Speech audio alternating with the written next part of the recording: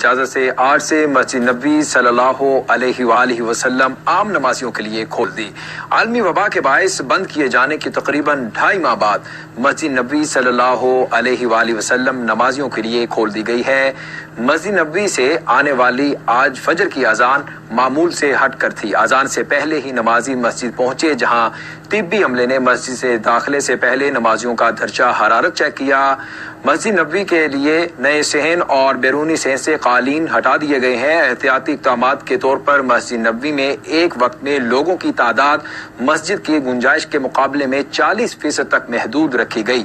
مسجد نبوی صلی اللہ علیہ وآلہ وسلم کی انتظامیہ کی جانب سے نمازیوں کو ایک دوسرے سے فاصلہ رکھنے، جائے نماز کے ساتھ لانے اور وضو گھر سے کر کے آنے کی بھی ہدایت کی گئی ہے۔